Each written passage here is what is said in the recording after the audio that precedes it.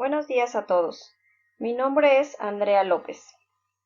En sesiones anteriores aprendimos sobre las características, elementos y estructuras de los diferentes tipos de textos. Así también analizamos los tipos de documentos, la coherencia y cohesión de los mismos. En esta tercera sesión de tu curso de ingreso al nivel medio superior, analizaremos algunos otros temas importantes. Así que comencemos. El día de hoy trabajaremos con categorías gramaticales. ¿Pero qué son las categorías gramaticales? Son todas aquellas palabras que se utilizan dentro de las oraciones. Su uso correcto permite que nuestra comunicación sea coherente y por consecuencia comprensible para los demás. Existen varias categorías o elementos gramaticales, como son los pronombres, los artículos, los verbos, los adverbios, las preposiciones, las conjunciones, las interjecciones. Empezaremos analizando los pronombres. Los pronombres son las palabras que se emplean para referirse a las personas, los animales y cosas sin nombrarlos, sustituyendo de esta manera al sustantivo.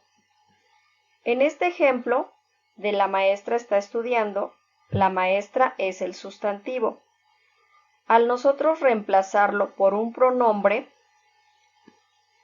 quedaría, en lugar de la maestra está estudiando, ella está estudiando.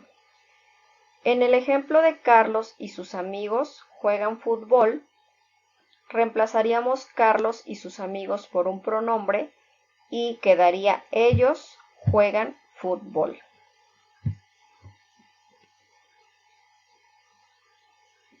Los pronombres se dividen en pronombres personales, posesivos, demostrativos, relativos, indefinidos e interrogativos.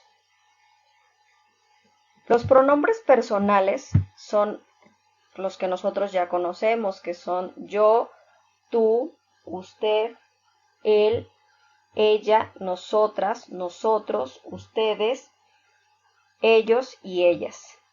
Estos pronombres pueden ser en singular o en plural y se dividen en primera, segunda y tercera persona gramatical.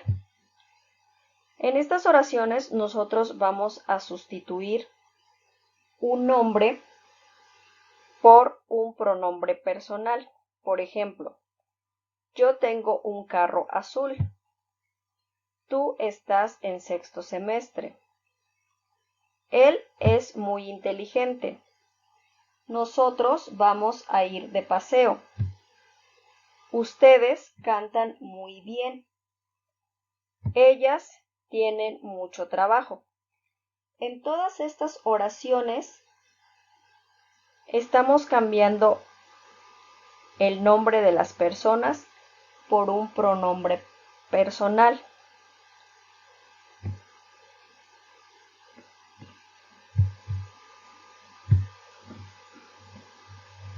Los pronombres posesivos se usan para expresar pertenencia ya sea de un animal o de alguna cosa.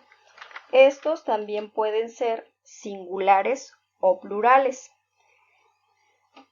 Y también están divididos en primera, segunda y tercera persona gramatical. En singular, primera persona sería mío, mía, nuestro, nuestra. En plural, míos, mías, nuestros y nuestras. En segunda persona sería tuyo, tuya, suyo, suya, plural, tuyos, tuyas, suyos, suyas. Tercera persona gramatical en singular, suyo, suya y en plural, suyos y suyas. Aquí tenemos un ejemplo que dice, mi carro es color blanco y el tuyo es negro. En estas oraciones, los pronombres posesivos son mi y es tuyo, porque nos están expresando pertenencia de algo, de carros en este caso. Mi está en primera persona del singular. Tuyo está en segunda persona del singular. En el caso de la siguiente oración que dice, me gustan tus ideas, ¿cómo ves las nuestras? También vemos que expresa pertenencia, tus ideas, nuestras ideas. Tus ideas está en segunda persona del plural y nuestras está en primera persona del plural. En el tercer ejemplo dice, te presento a Carlos y Pedro, ellos son mis amigos. Mis, pronombre posesivo, y está en primera persona del plural. Luego seguimos con los pronombres demostrativos. Los pronombres demostrativos indican dónde se encuentra algo o alguien en relación de lo que se habla y también señalan distancia. Estos pronombres demostrativos pueden ser en singular o plural, masculino, femenino o neutro. En el caso de singular masculino sería esto, ese o aquel, singular femenino, esta, esa o aquella, plural masculino, estos, esos, aquellos y plural femenino, estas, esas, aquellas. Y en neutro serían esto, eso y aquello. Aquí tenemos un ejemplo que dice, la pelota está sucia, pero esta sirve para jugar. Cuando decimos esta, nos estamos refiriendo a la pelota. Y dice que esta sirve para jugar. Este pronombre demostrativo está en primera persona del singular, además que me está indicando cercanía. Esto quiere decir, cuando yo digo esta pelota, es porque la tengo en las manos o está muy cerca de mí y por eso yo estoy diciendo esta pelota. En el segundo ejemplo, la pelota está sucia, pero esa sirve para jugar. El pronombre demostrativo está en segunda persona del singular y me indica distancia media. Eso es que la pelota está a 1, 2, 3 metros de mí. No la tengo aquí tan cerca. En el tercer ejemplo, la pelota está sucia, pero aquella sirve para jugar. Aquella es el pronombre demostrativo que está en tercera persona del singular y me está indicando lejanía, o sea, aquella pelota, la que está hasta allá.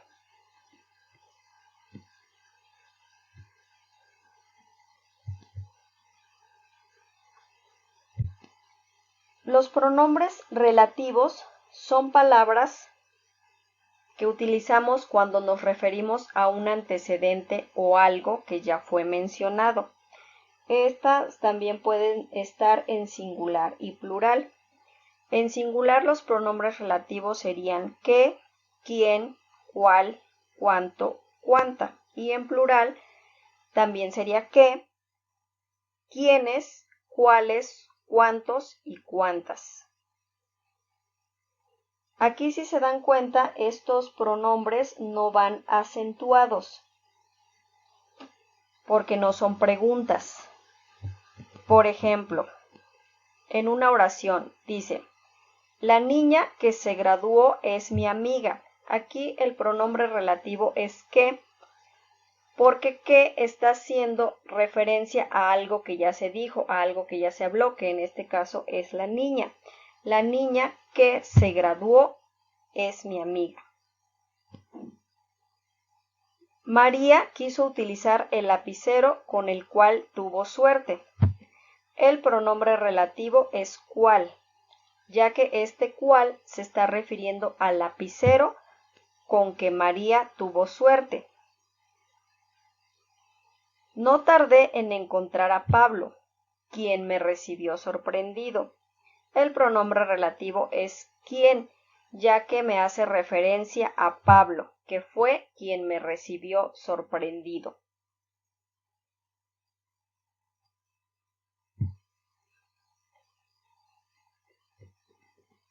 Luego seguimos con los pronombres indefinidos.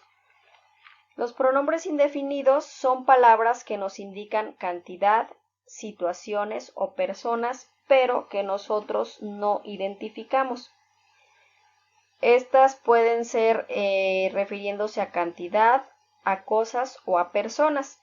En cantidad, los pronombres indefinidos serían muchos, pocos, varios, demasiados, bastantes, todos. Refiriéndose a cosas, algo, nada, otro. Refiriéndose a personas, alguien, alguno, alguna, nadie, ninguno, ninguna o uno. Ejemplos.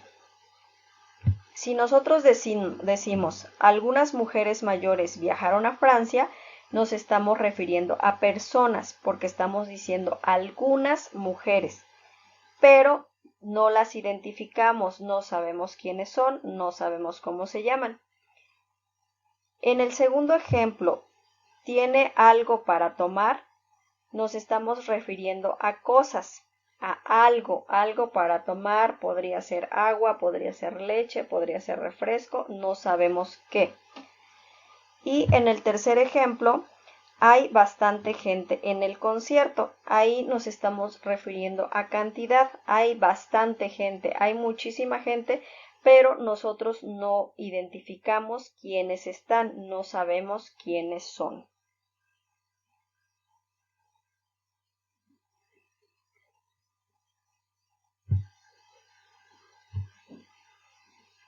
Y por último tenemos a los pronombres interrogativos, que estos pronombres interrogativos sirven para hacer preguntas de algo de lo que se esté hablando. Estos pronombres interrogativos son qué, quién, quiénes, cómo, cuál, cuáles, dónde, cuándo, cuánto y cuántos. Estos pronombres deben de ir con signos de interrogación, ya que son una pregunta y van acentuados. Por ejemplo, en el pronombre que, en este pronombre se utiliza para preguntar por un concepto, un tema, un objeto o para pedir una explicación.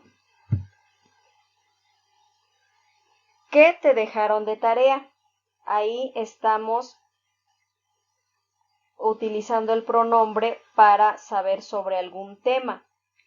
Si quisiéramos utilizarlo para saber un concepto, podríamos ocupar preguntar qué es el Internet. Si lo quisiéramos ocupar para una explicación, podríamos utilizar qué pasó.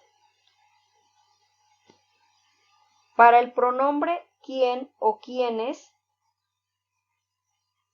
se utilizan para preguntar acerca de personas de manera singular o plural. Por ejemplo, ¿quiénes son ellos? ¿O quién es ella?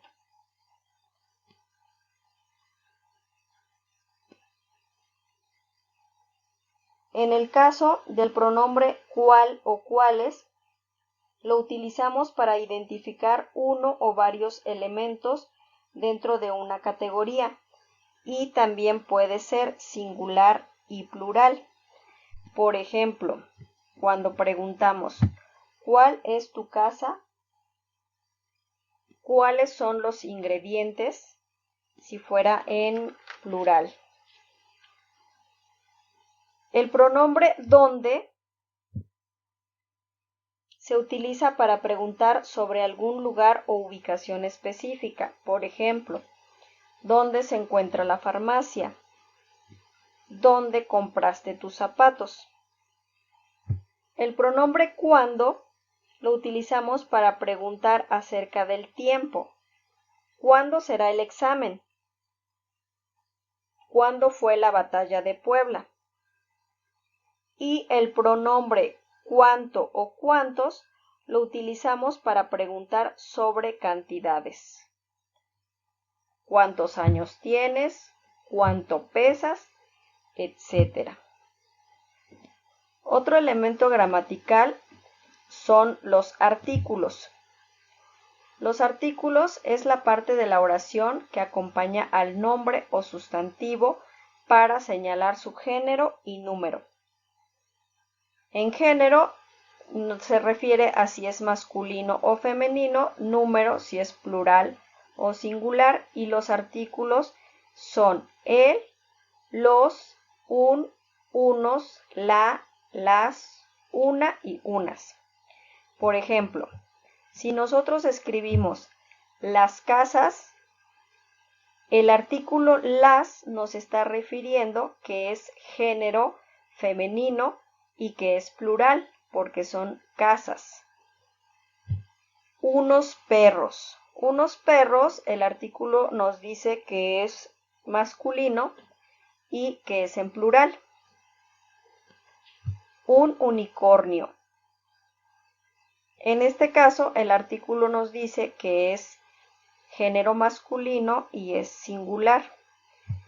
Y unas monedas se refiere a que es género femenino y que es plural. Estos artículos se dividen en determinados o indeterminados. Los artículos determinados se usan cuando el emisor y el receptor saben de qué persona, animal, objeto o lugar se está hablando. En estos casos se utilizan los artículos el, la, los o las. Por ejemplo, si a mí me dicen el perro salió temprano,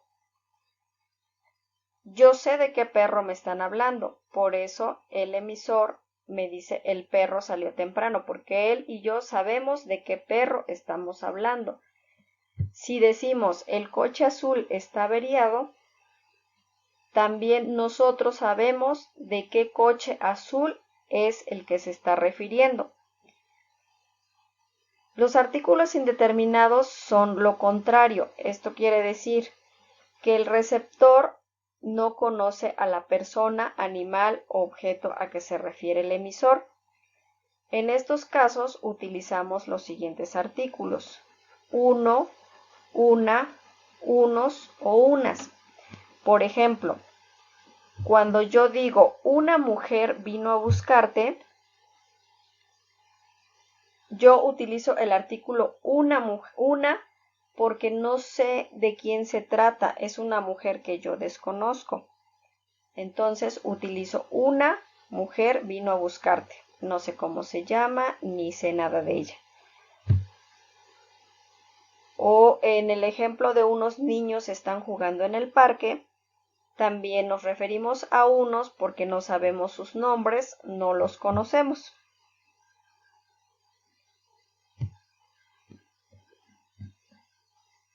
Otro elemento gramatical es el verbo. Los verbos son palabras que indican acciones o estados en una oración. Por ejemplo, saltar, correr, querer, odiar, cantar. Todas las acciones que nosotros hacemos se llaman verbos. Y estos pueden ser conjugados con los pronombres personales en los tiempos verbales, ya sea en singular y plural. En este ejemplo, juega es el verbo, él juega. Y está representado en singular. Ellos juegan. El verbo es juegan y está representado en plural. El tiempo verbal nos indica cuándo ocurre la acción. Los tiempos pueden ser presente, pasado,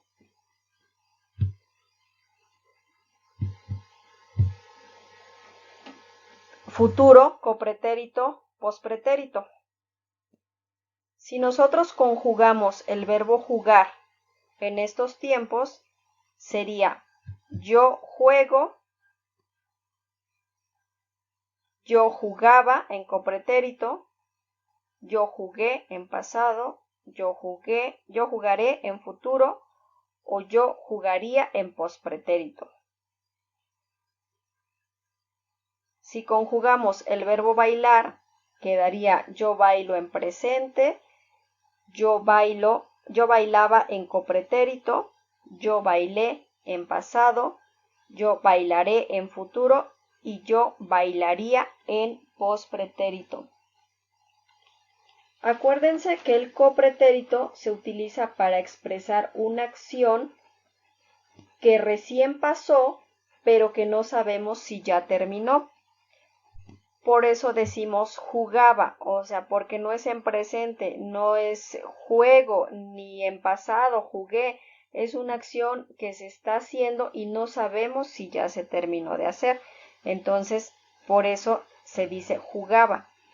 Y en pospretérito es un tiempo verbal que expresa una acción hipotética, o sea que podría llegar a suceder. Por ejemplo, en el verbo jugar, yo jugaría, porque podría llegar a suceder, o yo bailaría.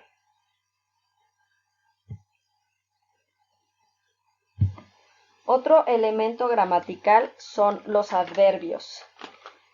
Los adverbios son palabras que acompañan al verbo y lo modifican de acuerdo con el orden de la oración. También un adverbio puede modificar a un adjetivo o a otro adverbio. Por ejemplo, los delfines son muy inteligentes. En esta oración el adverbio es muy y está modificando al adjetivo. Porque si no tuviera el adverbio muy, sería los delfines son inteligentes, pero como lleva el adverbio muy, ya lo está modificando. Es muy inteligente y es un adverbio de cantidad. Ana vive cerca. Aquí el adverbio cerca, que es de lugar, nos está acompañando al verbo, que es el verbo es vive y dice que vive cerca. Aquí solamente lo está acompañando. Ellos llegan tarde. En este ejemplo, el adverbio está modificando a otro adverbio, porque muy es un adverbio de cantidad y tarde es un adverbio de tiempo. Entonces, el muy está modificando al adverbio tarde. Por eso se dice que modifica un adverbio a otro adverbio. Existen diferentes tipos de adverbios. Los de lugar, tiempo, modo, cantidad, afirmación, negación o duda. En el caso del lugar, se utiliza aquí, allí, ahí, delante, detrás, encima, debajo, cerca, enfrente, detrás. En el caso de tiempo, hoy, ayer, mañana, ahora, después, antes, temprano, siempre, jamás. Adverbio de modo: bien, mal, regular, amablemente, despacio, rápidamente, mejor. En cantidad: más, mucho, muy, bastante, poco, menos, algo, nada. En el caso de adverbios de afirmación, sí, también, cierto, por supuesto, claro, efectivamente. De negación, no, tampoco, nunca, de ningún modo. Y los últimos que son de duda, quizás, acaso, probablemente, a lo mejor. Y aquí vamos a ver algunos ejemplos de adverbios. En el primero dice, Pedro trabaja debajo del carro. En este ejemplo, debajo es el adverbio y nos está indicando lugar porque está debajo. Hoy debo ir al colegio. Es un adverbio de tiempo porque nos está diciendo que es hoy. En el examen me fue bien. Adverbio de modo. Nos está diciendo que estuvo bien el examen. Creo que pasas mucho tiempo en los videojuegos. Ese es un adverbio de cantidad. Está hablando de mucho, mucho tiempo. Es también una persona valiente. Es un adverbio de afirmación. Nos está afirmando que también esa es una persona valiente. No me gustan tus zapatos. Es un adverbio de negación. Y Pedro tal vez venga hoy. Es un adverbio de duda, porque no sabemos si Pedro va a venir o no va a venir el día de hoy.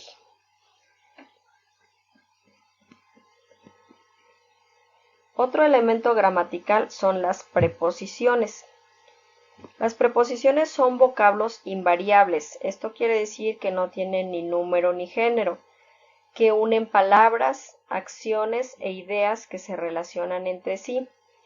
Se utilizan para indicar procedencia, origen, destino, dirección, posesión o motivo. Las preposiciones son a, ante, bajo, con, contra, de, desde, en, entre, hacia, hasta, durante, mediante, para, por, sin, sobre, tras, versus y vía. Y luego tenemos unos ejemplos de oraciones donde utilizamos estas preposiciones. Dice, llegamos a una calle sin salida. Sin es la preposición. Nos encontramos ante ti. Ante es una proposición. Fui al cine con mis amigos. Otra preposición. Te espero desde hace una hora. Desde. La fiesta comienza entre, el partido se transmite vía y nos comunicamos mediante llamadas. Sin, ante, con, desde, entre, vía, mediante, todas ellas son preposiciones. Otro elemento gramatical son las conjunciones. Las conjunciones son nexos que unen elementos dentro de una oración. Les permiten agregar información extra y estas conjunciones pueden ser subordinadas o coordinantes. Las subordinadas son nexos que conectan partes que no son iguales, es decir, unen dos elementos que no son de la misma jerarquía. Entre ellas encontramos las conjunciones causales, que son puesto que, por qué, pues, que, supuesto que. Las conjunciones comparativas son más que, menos que, igual que, como, mejor que, así como. Las condicionales son con tal que, siempre que, sí, a condición de que, pero sí, con tal de que. Las consecutivas, con que, luego, por lo tanto, así que, pues bien, de manera que, tanto que, tal que, de tal modo que. Las temporales, mientras que, cuando, antes que, después de que, en cuanto, tan pronto, cada vez que, enseguida que. Y por último las finales, que son para qué, a fin de qué, con objeto de qué o con vista a qué. Algunos ejemplos de estas conjunciones vienen en estas oraciones. Pedro no vino a clase porque se ha roto una pierna. Aquí la conjunción es ¿por qué? Nos está diciendo que Pedro no vino a clases porque se ha roto una pierna. Esta es una conjunción causal. Tengo que madrugar, de manera que me acostaré temprano. De manera es una conjunción consecutiva, porque como tengo que madrugar, me tendré que acostar temprano. Y las conjunciones coordinantes son nexos que unen elementos dentro de una misma oración. Permiten agregar información extra.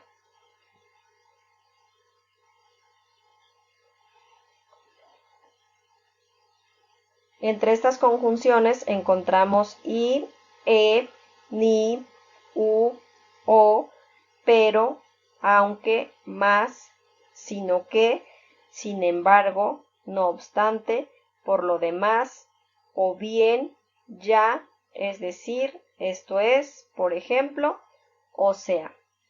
Aquí las conjunciones coordinantes dice que se pueden cambiar los elementos sin que la oración pierda su estructura o pierda su idea. Por ejemplo, quiero estudiar medicina o arquitectura. Si nosotros cambiamos los elementos, en este caso, medicina la ponemos al final y arquitectura al principio y decimos quiero estudiar arquitectura o medicina, no altera nuestra oración porque el significado es el mismo. Quiero estudiar medicina o arquitectura o quiero estudiar arquitectura o medicina.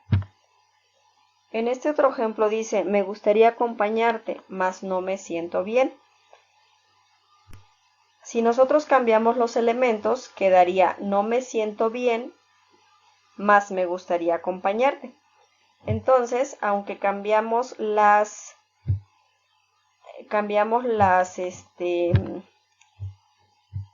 elementos, la oración sigue siendo la misma.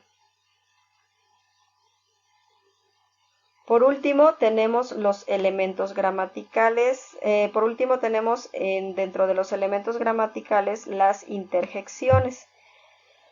Las interjecciones son palabras que sirven para expresar sentimiento y se describen entre signos de exclamación.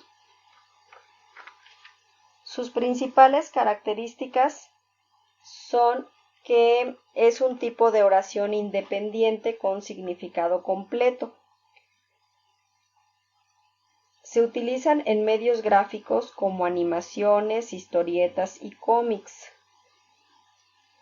Algunas interjecciones no tienen vocales. Expresan sentimientos y emociones del hablante.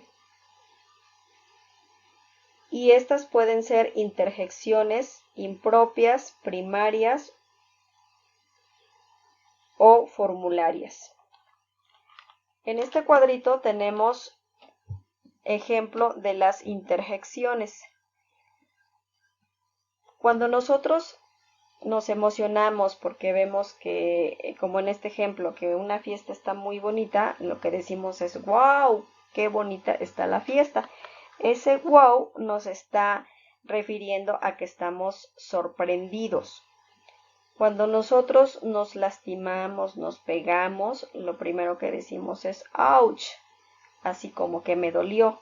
Entonces ese ouch, ese wow, es una interjección. Igual cuando nosotros nos sentimos cansados, decimos uff. Nos referimos a que estamos cansados. Y como decíamos, estas interjecciones pueden ser impropias, compuestas y formularias. Las interjecciones impropias proceden de otras categorías gramaticales, como son los sustantivos, los verbos, los adjetivos, y tienen un significado. Por ejemplo, cuando nosotros decimos ojo, o sea, que estamos queriendo decir date cuenta. Cuando nosotros decimos cuidado, queremos decir ten precaución. Cuando nosotros decimos bravo, queremos manifestar que lo que estamos viendo nos gustó. Y así, por ejemplo, magnífico, oiga, cuando queremos hablarle a alguien, estupendo, formidable, caramba, diablos, cuando nos sale mal algo que estamos haciendo. Interjecciones compuestas. Cuando se usan dos palabras o más, por ejemplo, santo cielo, ay caramba, en la torre, santa cachucha, Ave María Purísima, Dios mío. Y las interjecciones formularias se utilizan para iniciar o terminar una comunicación. Por ejemplo, hola, bye, chao, adiós, hasta pronto. Dentro de las categorías gramaticales, para que nuestra comunicación sea coherente y sea comprensible, también debemos incluir los sinónimos y los antónimos. Los sinónimos son palabras que se escriben diferente pero que tienen el mismo significado. Estas se pueden sustituir en un texto y este no modificará su sentido. Por ejemplo, si yo digo el producto es más barato o yo digo el producto es más económico, es lo mismo, aunque son diferentes palabras, pero como significan lo mismo, no está alterando el significado. Si yo digo qué lindo te quedó el pelo, me vas a entender igual que si te digo qué lindo te quedó el cabello, porque pelo y cabello son sinónimos. En el caso de los antónimos, es lo contrario. Son palabras que significan lo opuesto. Algunos ejemplos de antónimos son subir, bajar, ganar, perder, lleno, vacío, verdad, mentira, grande, pequeño, abierto, cerrado, feliz, triste, frío, caliente, etc. Y algún ejemplo de antónimos sería mi perro es más grande o mi perro es más pequeño, que es lo contrario, grande y pequeño. Si yo digo mi vaso está vacío y mi vaso está lleno, también vacío y lleno son antónimos porque se significan lo contrario. Hay antónimos que también son, se crean agregando algunos prefijos. Un prefijo es una sílaba que solo tiene significado, pero si se adhiere a otra y modifica su sentido. Por ejemplo, hay prefijos como son el i, des, in, im, ex, extra. Si nosotros tenemos una palabra legal y le aumentamos el prefijo i, entonces ya diría ilegal. Ilegal sería un antónimo de legal. Si nosotros decimos obediente y le agregamos el prefijo des, entonces ya se formaría la palabra desobediente, que es el antónimo de obediente. Si decimos completo y le agregamos el prefijo in, la palabra ya sería incompleto y sería lo opuesto de completo. Lo mismo con posible. Si le agregamos im, formaría la palabra imposible y sería lo contrario de posible.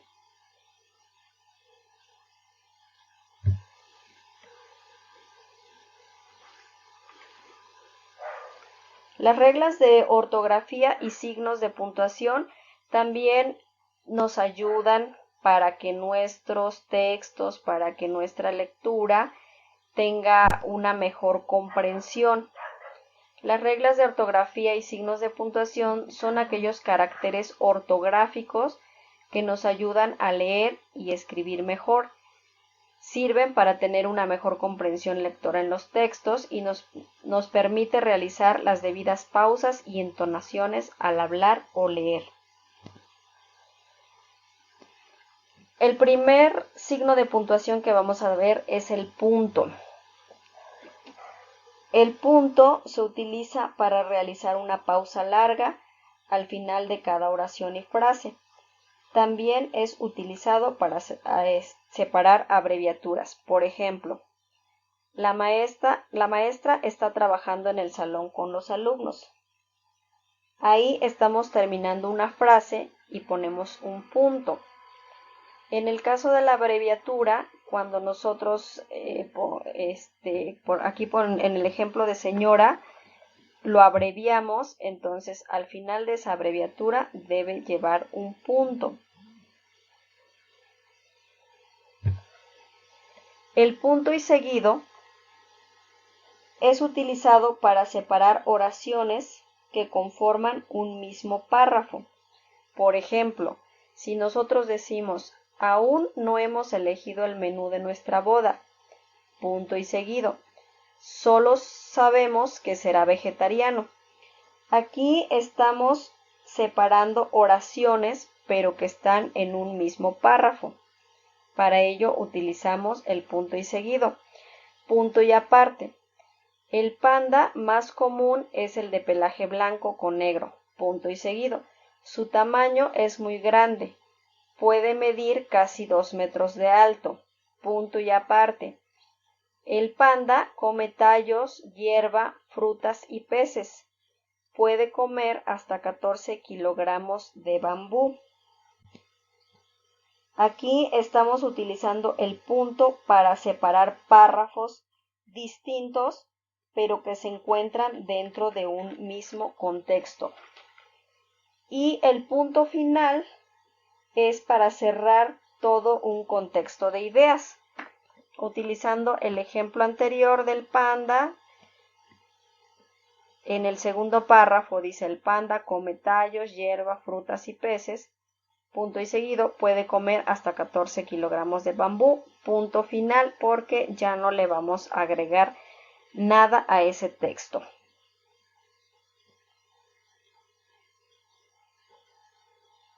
La coma es la que indica las pausas cortas entre los textos y tiene muchos usos. Por ejemplo, separar elementos de una serie. Si yo digo en el zoológico hay jirafas, leones, changos, elefantes, ballenas, tigres, toda esa serie de animales que yo estoy escribiendo deben ir pausados y representado esa pausa por una coma. También se puede utilizar para aclarar o explicar algo. Por ejemplo, Pedro, el hermano de Ana, estaba sentado. Ahí estamos explicando que Pedro es el hermano de Ana y que estaba sentado. Y debemos separar con comas para dar esa explicación. Para ordenar una secuencia de hechos. Se levantó, se preparó café, se duchó y se fue a trabajar. Cada actividad que esa persona hace tiene que ir separada por una coma, porque son las pausas que nosotros debemos de ir haciendo cuando estamos leyendo. Para nombrar a una persona. Mario, debes entregar tu tarea mañana. Tenemos que hacer también una pausa después del nombre y ya después complementar la oración. Se utiliza también para separar lugares. Por ejemplo, Cuernavaca, Morelos. Hay que dar un espacio, una pausa entre Cuernavaca y Morelos. Si nosotros decimos Puebla, Pue, también hay que dejar un espacio, poner una coma entre estos dos lugares.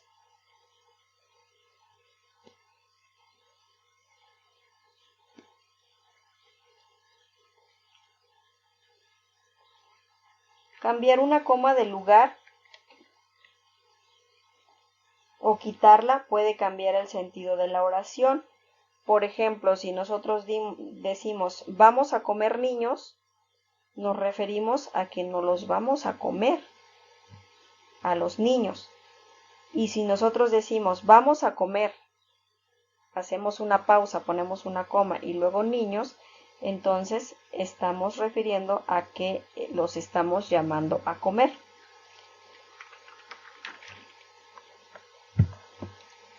Los dos puntos. Los dos puntos tienen varios usos y su pausa es mayor a la de la coma, pero menor a la del punto.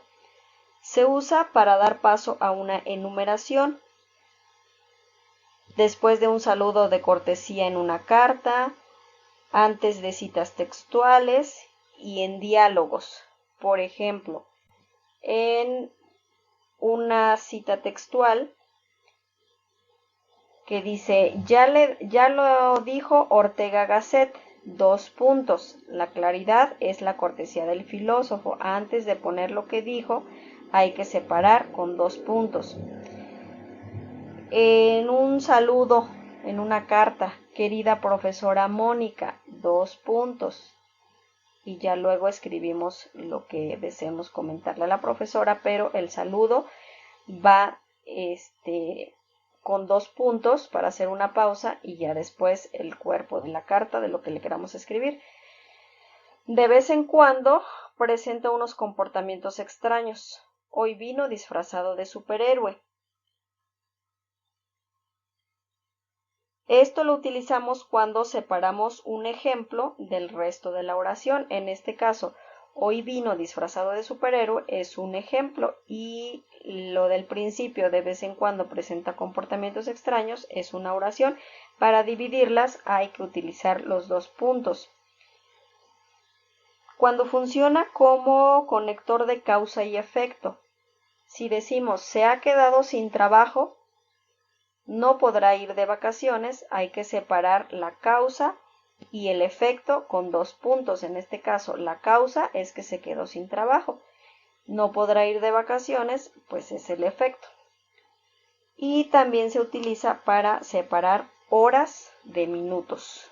En este ejemplo, 12, 2 puntos, 12:50. Los puntos suspensivos. Dice que se utiliza para dar una interrupción inesperada de la oración o para dar un final inexacto. Por ejemplo, no sé qué va a decirme. Me tiene preocupada. Después de no sé qué va a decirme, la oración se corta. Hay una interrupción. No sé qué va a decirme. Me tiene preocupada. En estos casos se utilizan los 3 puntos para dar un espacio a esta oración. Me encantan los animales, las tortugas, los delfines, los leones, los gatos, los perros, etc. Ponemos puntos suspensivos para indicar que hay mucho más animales que me gustan, pero ya no los voy a poner todos. O sea, esos puntos suspensivos me indican que hay muchas más cosas. Y el último, que dice no por mucho madrugar, puntos suspensivos, es cuando nosotros sabemos que las demás personas saben lo que sigue de este texto. Por ejemplo, este es un dicho, no por mucho madrugar, puntos suspensivos. La mayoría de las personas sabemos que es no por mucho madrugar, amanece más temprano. Para no escribir todo lo que suponemos que ya toda la gente sabe, colocamos puntos suspensivos. Luego, el punto y coma. El punto y coma sirve para juntar 2 oraciones en una misma frase, introduciendo una pausa intermedia. Por ejemplo, cuando tenemos 2 oraciones compuestas que ya incluyen comas, utilizamos el punto y coma, como aquí tenemos: nuestra aspiradora es moderna, coma, resistente y potente. Ya tenemos una coma después de moderna, entonces ya no le podemos poner otra coma, resistente y potente, y otra coma estaría mal si se la ponemos. Entonces utilizamos un punto y coma para dividir las oraciones. Nuestra aspiradora es moderna, coma, resistente y potente, punto y coma, todas sus piezas están garantizadas. Si vemos, son dos oraciones compuestas, pero en una de ellas ya hay una coma. Entonces, como ya hay una coma, nosotros para dividirlas ponemos punto y coma. Cuando estamos utilizando dos oraciones separadas, pero que están relacionadas sintácticamente. Por ejemplo, todos atrás de la línea amarilla. Esto no es un espectáculo. Estas dos frases o dos oraciones también se separan por punto y coma. Las comillas. Las comillas siempre van a ir en pares, al inicio y al final de la frase. Se utilizan para destacar alguna palabra o frase, para indicar que esto fue tomado de otra fuente o para representar las palabras que dice otra persona. También las utilizamos cuando citamos títulos de artículos, cuentos, libros, etc. Por ejemplo, si nosotros decimos, la profesora preguntó, ¿qué hiciste en el verano? Esa pregunta de qué hiciste en el verano la vamos a poner entre comillas, porque eso fue la frase que dijo otra persona. En otro ejemplo, terminé de leer mi libro favorito titulado El diario de Greg. El diario de Greg, estamos citando título de un libro, entonces también va con comillas. Los paréntesis y los corchetes. Primero vamos a hablar sobre los paréntesis. Dice que se utilizan para incluir en el texto una aclaración, una explicación o un comentario. Es un dato opcional, es decir, que se puede leer o se puede omitir. Por ejemplo, decimos, el evento será inaugurado. No podría ser de otra forma, por el presidente municipal.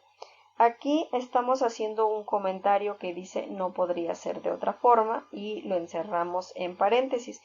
Pero este comentario podemos simplemente no leerlo y la oración de todos modos se entiende. El evento será inaugurado por el presidente municipal, pero como le estamos agregando un comentario, lo encerramos en paréntesis.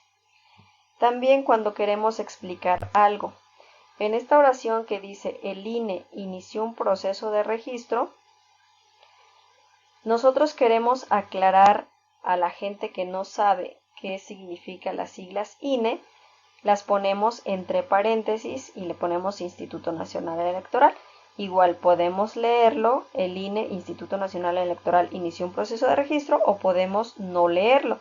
El INE inició un proceso de registro y el sentido de la oración no cambia. En el caso de los corchetes, se utilizan para encerrar palabras dentro de una expresión que ya se encuentra en paréntesis. Por ejemplo, Don Quijote de la Mancha es uno de los clásicos de la literatura universal, entre paréntesis Miguel de Cervantes. Pero como queremos incluirle ahí la fecha de Don Miguel de Cervantes de 1547 a 1616, pero como ya tenemos un paréntesis abierto, lo que hacemos es abrir y cerrar corchetes, porque ya hay unos paréntesis abiertos. Los signos de interrogación se utilizan para realizar preguntas y son de apertura y cierre. Y estos son los símbolos de interrogación. Todas las palabras que se escriban al principio de una pregunta llevan acento. Por ejemplo, qué, cuándo, dónde, por qué, para qué, cómo, cuál, cuáles o quiénes. Todas las palabras que se utilizan para hacer preguntas tienen que ir acentuadas y tienen que ir con los signos de interrogación en la apertura y en el cierre. Un ejemplo, ¿cuál es tu materia favorita? Va entre paréntesis y lleva acento. Si nosotros decimos, ¿qué estás haciendo? Igual se abre el signo de interrogación, ¿qué lleva acento en la E? ¿Qué estás haciendo? Y se cierra el signo de interrogación. O ¿qué hora es? Igual el que lleva acento y se abre y cierran los signos de interrogación. Los signos de exclamación o admiración se utilizan para señalar alegría, enojo, sorpresa, dolor, entre otros. Por ejemplo, felicidades por tu logro. Estamos contentos por algo que sucedió. O si nosotros decimos cuidado, de repente nos sorprendemos porque va a pasar algo. O auxilio, que alguien me ayude. Estamos en una situación de desesperación y todas esas expresiones van a ir con signos de admiración al principio y al final de cada frase. Estos signos de admiración, si te acuerdas, los vimos en las interjecciones.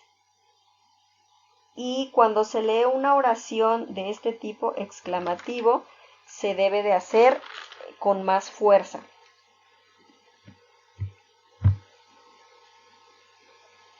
Ideas principales y secundarias. La idea principal expresa el aspecto esencial del texto. Habla de la información más importante y esta puede ir al inicio, en el medio o al final del texto. Las características de la idea principal es que expone el contenido más importante, o sea, de lo que se habla. Puede ser explícita, que está expresada en un párrafo, o implícita cuando no está escrita, pero una serie de palabras, frases o enunciados se están refiriendo a ella. Por ejemplo, si mi texto lleva cuadernos, libros, tijeras, lápices, libretas, colores, no tenemos la idea principal escrita, pero todas estas frases que te acabo de decir hacen referencia a útiles escolares. Entonces nuestra idea principal sería útiles escolares. Dice, es independiente a otras ideas, pero puede ir acompañada de un ejemplo, de una paráfrasis, una cita textual o un dato aclaratorio. Las ideas principales casi siempre van relacionadas con el título y articula la oración de los párrafos, es decir, que todo gira alrededor de ella. Las ideas secundarias son oraciones que amplían las ideas principales, ejemplificando o comentando la información. Siempre se encuentran ligadas a la idea principal y estas ideas secundarias refuerzan, confirman y enfatizan a la idea principal. Sus características es de que carecen de autonomía y, como ya dijimos, está ligada a la idea principal y también que son de menor importancia que la idea principal. Aquí tenemos un ejemplo que dice, para muchos padres el llanto del bebé puede ser principalmente una molestia, especialmente si se prolonga durante mucho tiempo, pero el llanto cumple funciones importantes, tanto como para el niño como para los padres. Para el niño, el llanto ayuda a mejorar la capacidad pulmonar y el sistema respiratorio, y lo que es más importante, el llanto sirve para señalar angustia. Cuando los bebés lloran, indican que tienen hambre o dolor. Y esto es una información para los padres. Dentro de este texto que acabo de leer, la idea principal, si ustedes ven, es del llanto del bebé, que es de lo que se está hablando. Y las ideas secundarias es lo que se dice del llanto del bebé, por ejemplo, que ayuda a mejorar la capacidad pulmonar y el sistema respiratorio, que sirve como señal de angustia, que indican que si el bebé tiene hambre o dolor. Con esto terminamos nuestros temas de esta sesión. Ahora te invito a que verifiques las páginas de la 19 a la 24, de la 26 a la 28 y de la 37 a la 40. Ahí encontrarás interesantes ejercicios donde podrás poner en práctica los conocimientos adquiridos. Que tengan una bonita tarde y nos vemos pronto.